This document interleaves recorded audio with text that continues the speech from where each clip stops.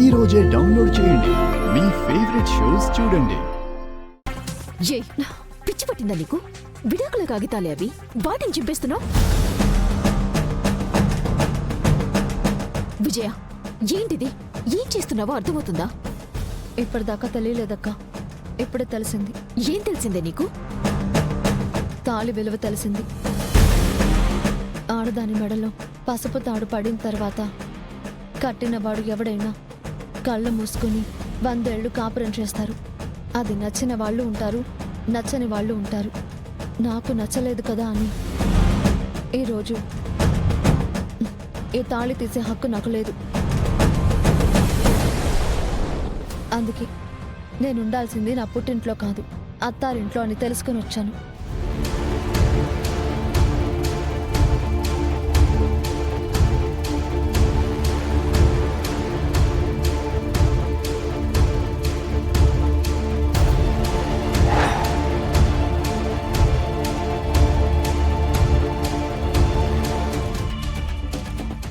పట్టిందా నీకు? పసుపు మెడలో తాడు కట్టినట్టు నీ మెడలో 3 పసుపు తాడు కడితే అది తాళైపోతుందా? వాడు నీ మొగుడైపోతాడా? ముడి పడనంత వరకు అది 3 పసుపు తాడే అక్క. అదే ఒక ఆడదాని మెడలో 3 ముళ్ళు వేశాక అదొక తాళి. ఆ తాళి కట్టిన వాడే భర్త. చచ్చేంత వరకు అతనితోనే ఉండాలి, అతనితోనే బతకాలి.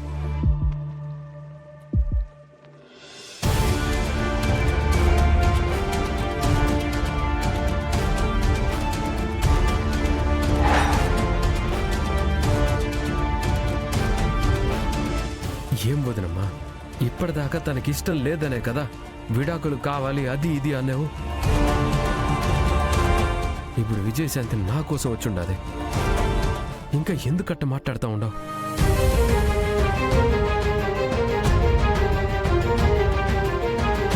విజయశాంతి విడాకులు కావాలని కోరుకుంది కాబట్టే వచ్చానని చెప్పావు కదా దుర్గా. ఇప్పుడు తనే వచ్చింది. చిరంజీవితో కలిసి బతకాలని ఆశపడుతుంది. నువ్వెందుకు తన బలవంతం చేస్తున్నావు? నిజం చెప్పవే, నిజంగా తనతో కలిసి బతకాలని వచ్చావా? హఠాత్తుగా ఎందుకు నీ మనసు మార్చుకున్నావు? ఏమైంది నీకు? అలాంటి వాడితో జీవితాంతం కలిసి బతకాలని ఎందుకు అనుకుంటున్నావు? అతని మీద ఇష్టంతో వచ్చానక్క. కలిసి బతకగలనని నమ్మకంతో వచ్చాను.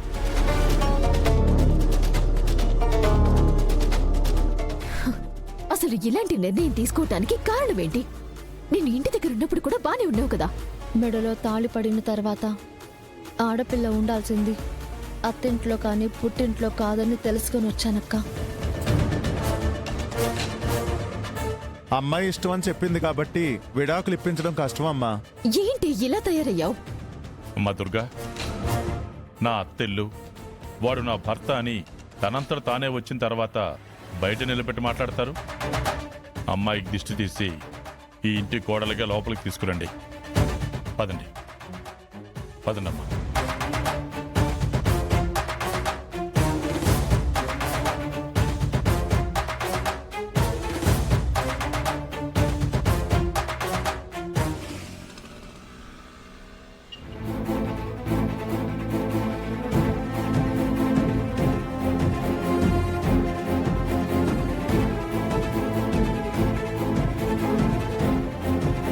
ఏంటమ్మా ఇంకా అలా చూస్తున్నారు? వెళ్ళి దిష్టి తీయండి. అక్కే అనుకుంటే ఇప్పుడు చెల్లిని కూడా ఇంట్లోకి తెస్తా ఉండవు. ఏం చేస్తాం?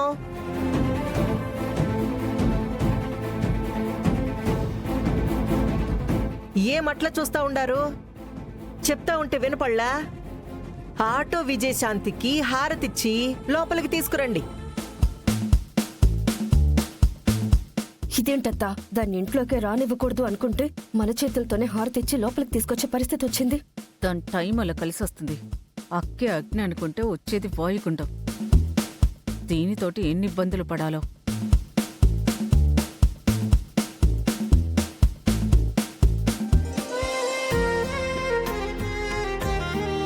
మా అక్క కాపురం బాగుండాలన్నా, తను సంతోషంగా కాపురం చేయాలన్నా నేను ఇంటికి రావాలి, ఈ ఇంట్లోనే ఉండాలి. మెల్లగా అక్కని మార్చుకోవాలి, ఈ ఫ్యామిలీని కాపాడుకోవాలి. నువ్వేమిరా ఆడనే నిలబడినావు? పెండ్లైనాక పెళ్లాంతో కలిసి లోపలికి రావాలా? ఈ పొద్దు పెళ్ళం ఒక్కటే వచ్చినది. ఇప్పుడైనా పోయి పక్కన నిలబడి ఇద్దరు కుడికాళ్ళు ముందు పెట్టి లోనికి రండి. ఏమ్మా ఆటో విజయశాంతి, నువ్వు వాడి కోసమే కదా వచ్చినావు? నీ పక్కనొచ్చి నిలబడమని చెప్పొచ్చు కదా.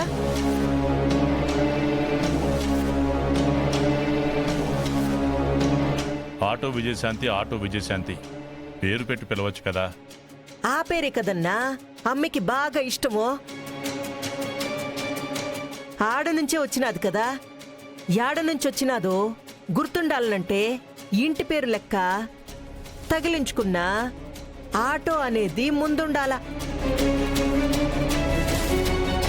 రేయ్, అత్తయ్య చెప్తుంది కదరా, వెళ్ళి నిలబడు.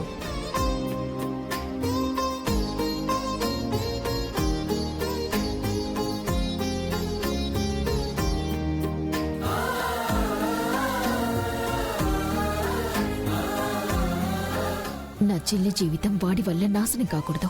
ఉన్నట్టుండి దీని బుద్ధి ఇలా ఎందుకు మార్చుకుందో అర్థం కావడం లేదు. అన్నయ్యని చంపిన వాడితో ఎలా కాపురం చేస్తుందో తెలిసి చావటం లేదు. వాడి వల్ల నా చెల్లెలి జీవితం నాశనం కాకూడదు. దాన్ని కాపాడుకోవాలంటే నేను కూడా ఇక్కడే ఉండాలి. అమ్మా దుర్గా, ఏంటమ్మా బయట నిలబడిపోయావు? రాదు అన్న నీ చెల్లెలే లోపలికొస్తుంది. తన కోసం బయటికి వెళ్ళిన దానివి బయటే ఆగిపోతావా?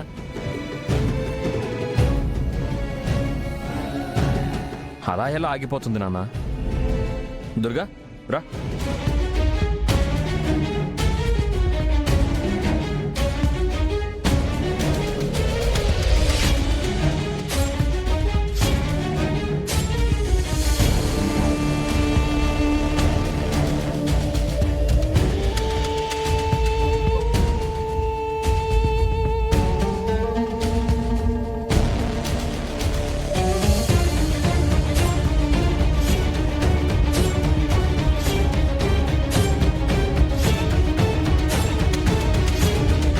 వదినా, మీరిస్తారా? ఎందుకో? బంగారం లాంటి మీ చేతులుండాయి కదా, మీ చేతులతోనే ఇవ్వండిలే, అంతా మంచి జరుగుతాది.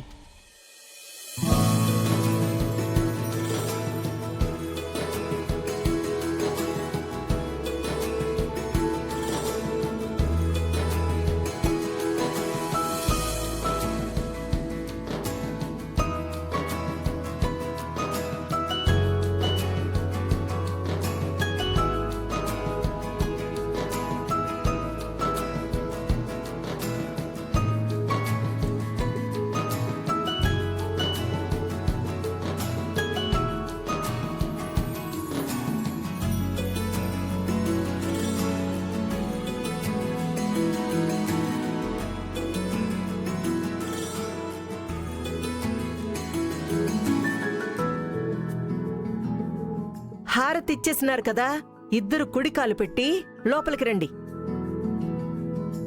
రేయ్, అటు చూసింది చాలు గాని గడప తట్టుకుని కింద పడతావు. కింద చూసుకుని కుడికాలు లోపల పెట్టిరా.